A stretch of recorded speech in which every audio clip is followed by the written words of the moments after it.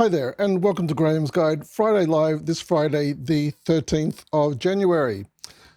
Friday the 13th, lucky for some. Alrighty, let's get straight into it. Today we're going to be looking at referencing. You can see the three things that I want to look at. I'm going to show you how to find the library guides.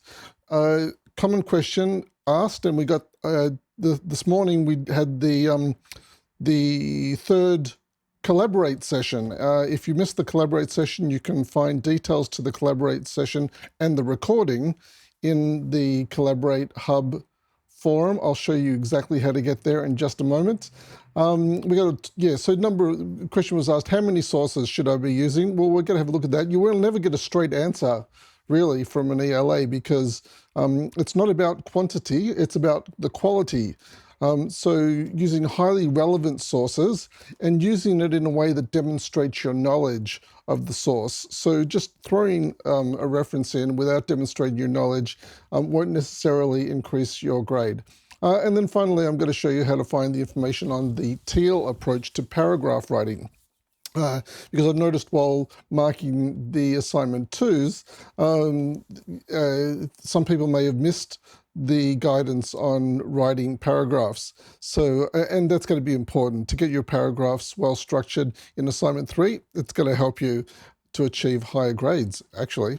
It really will. Alrighty. I'm sounding a bit like a romper room teacher today. I don't need to. It's probably because normally I do this first thing. I've told you I don't work well in the afternoons. It's now, what time is it? It's 4:30 in the afternoon, because I had that Collaborate session this morning. Don't need to hear me talking about that. Now, where was I going? Library guides. Okay, so before I go into the library guides, I want to show you how to access the Collaborate session. So let me go into discussions, go into Learning Group 8 today, and the Collaborate Hub is the top forum here in our group forums. And if you scroll down, you'll find workshop 3. And these are the slides from the workshop. And this is the recording of the workshop. So if you missed the Collaborate session, if you just click on this, it'll open up the recording and you can watch that recording. You won't have a chance to ask questions in the recording. So if you have any questions, make sure you come back to the discussion boards here and go into the assignment 3 discussion forum. And that's where you ask your questions about assignment 3. Okay. And since we've finished assignment 2, I'll unpin assignment 1 because, and actually I can unpin assignment 2 as well. So when you come into this later on, you'll find that there's only assignment 3 left here to look at. Alrighty, where was I going? I need my agenda, library guides. Also, okay, so let's go over to, we'll go back to the main page for the unit. Gee, my brain just does not work well in the afternoons. It's embarrassing. Alrighty, so from the main page of the unit, you can click here on library. And it will open the library in a new tab. And if you scroll down a little, you'll see over here the referencing guides. And at Swinburne, at the moment, you'd be using either APA or Harvard. I believe that we might all be moving to APA style in the near future. We may not be using Harvard. But in my thumbnail for this unit, I actually, I'm holding a book, MLA style, and that is pretty much Harvard style. So I probably won't need that MLA style referencing book anymore if we're all moving to Harvard. But anyway, so here's APA style, and that's where you can go in to find information. So I'll just go into the Harvard one. If you click on here, find out more. And if you scroll down, there are these guides here, which are absolutely excellent. But just for a quick referencing guide, if you go down here, it's got referencing guidelines and examples. So in-text references. If you click on the button here, it shows you the format for Swinburne Harvard style. It goes through how to format your reference. And if you click on these examples, let's click on online sources. A lot of people use online sources. For example, a website, you could click here and it will show you how to format the reference. So this up here is how you would do your citation, your in-text citation, and then down here is how you would format the full reference.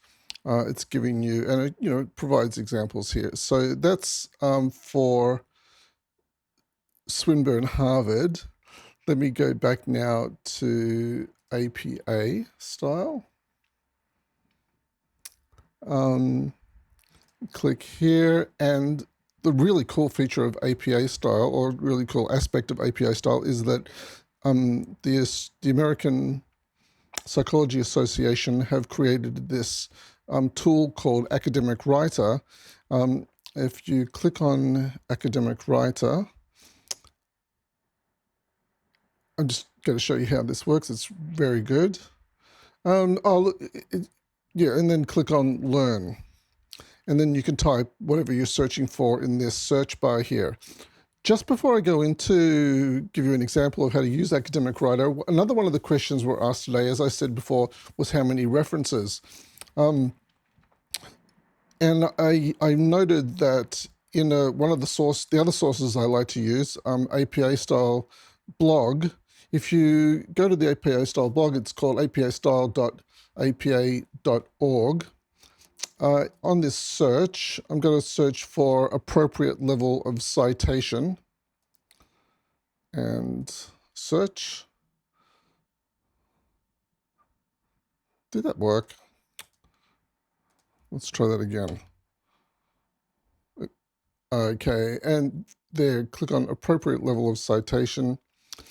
And it does say here, the number of sources you cite in your paper depends on the purpose of your work. For most papers, cite one or two of the most representative sources for each key point. So in the final essay, there are 5 subtopics.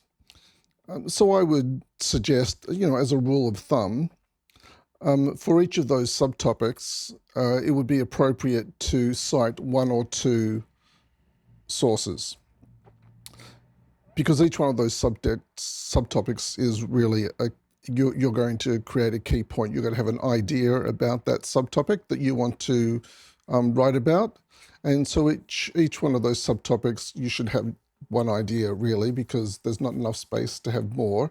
To have this essay is only 1,500 words, so it doesn't leave a great deal for each because there's 5 subtopics, there's not a lot. So about 300 words or less for each subtopic. And with 200 to 300 words is a really good number of words to talk about one idea. So if you've got more than one idea on each of the subtopics, choose your best idea. So just say you're talking about your unit goal. If you've got a few ideas about what a good unit goal is, select one idea to talk about for your unit goal, and then see if you can find 1 or 2 sources to support what you're saying about your unit goal. And that's regardless of whether you're using APA or Harvard style, Swinburne Harvard style, that's pretty good advice. Alrighty, let's go back into Academic Writer. And here, let's put in citations and search. And it's got here the basics of APA style. So if we click on that, it provides you with a sort of a tutorial, a little course on how to cite and reference your work in APA style. And you can choose from, you can work through this information. I can't think of what the word is I'm looking for. Okay, probably because it's the afternoon. But for, you can go through here and have a look. So let me go down this list here. In-text citations. Let's click on that one. And here it's talking about in-text citations. It tells you a bit about it, and then you click on continue, and it provides you with more information on in-text citations and provides you with some examples. So it's really has everything you need here in Academic Writer. What other things are on this list here?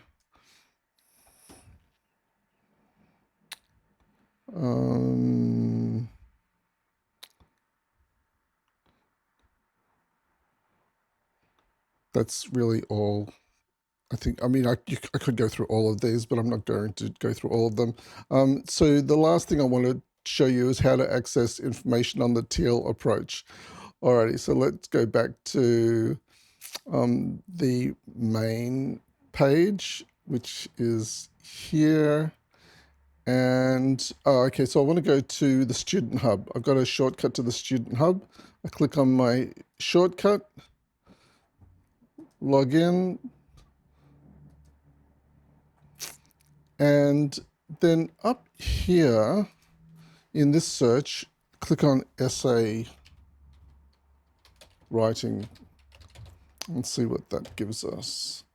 Academic support, academic writing and presenting, and then go down here to essay writing, and this is where you find the information on the Teal approach to paragraph writing.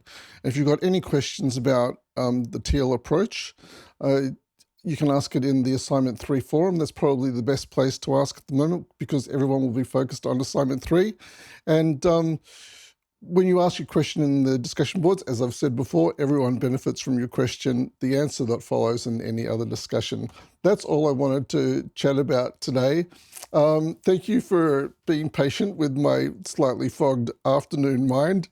And we'll catch up. I'll be in the discussions over the weekend. I'm almost finished marking all of your Assignment 2s, which the results should be available next Tuesday during the day, or Monday, possibly Monday evening, but more likely the results will be available on Tuesday.